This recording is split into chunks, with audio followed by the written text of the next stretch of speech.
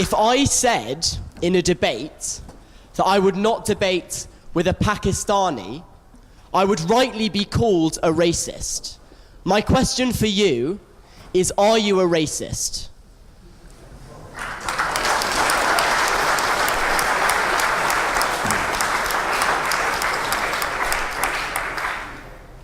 Why are you applauding that?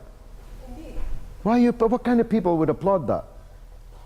Am I a racist? You've sat through the last hour and a half of me speaking, and you're applauding someone asking me if I'm a racist? What kind of people are you? Or do you just applaud anything?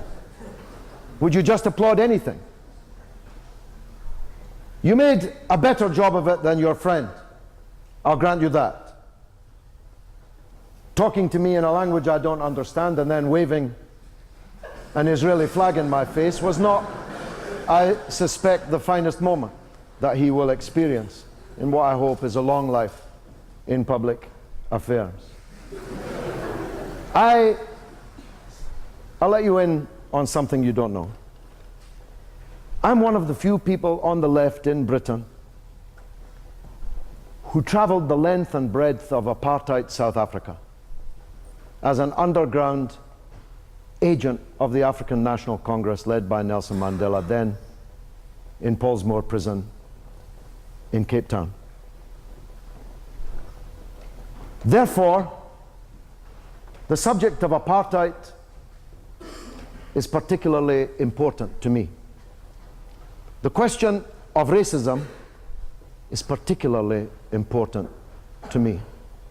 And in parenthesis, let me tell you this, that throughout the entirety of my time underground in South Africa under apartheid, every house I slept in, every dinner I ate, every car I drove in was provided by Jewish activists of the African National Congress. So Jews don't have to be on the side of apartheid.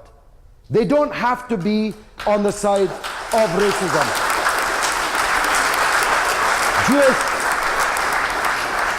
Jewish heroes amongst my blood brotherhood, like Dennis Goldberg, who served 27 years on Robben Island in Pollsmoor prison, but who never was able to touch Mandela and his comrades because they were on one side of the apartheid prison wall, and he and a few other Jewish heroes of the African National Congress were on the other.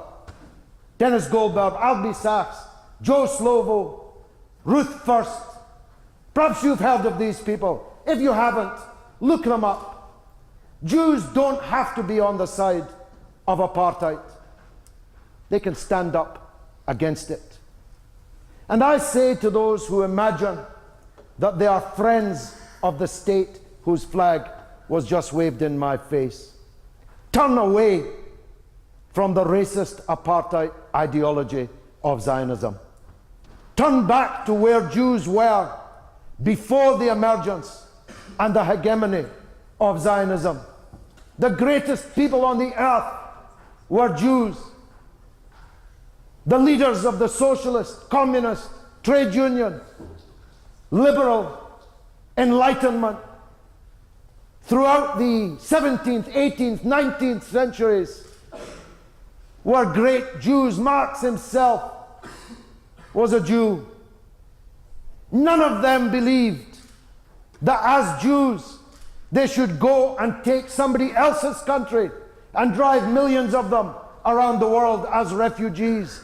All of them would have turned their back against such an ideology. But because of my experience in South Africa, which included, by the way, being battered and bloodied by a Scottish South African policeman called Campbell. It's one of the reasons why I hate Alistair Campbell so much. In Gugulethu police station, in the Gugulethu township in Cape Town. Although the policeman had eventually to wash my feet in public, in penitence. But that's another story. because of my time in South Africa, because of the decades that I worked against apartheid in South Africa, do you imagine that I would turn up at a university and debate apartheid with a supporter from South Africa of the apartheid system? I'd rather punch him in the face than debate with him. Why? Because apartheid is a racist poison. It is the worst kind of fascism. And I would never debate with any supporter of South African apartheid. Why should I debate with a supporter of Israeli apartheid?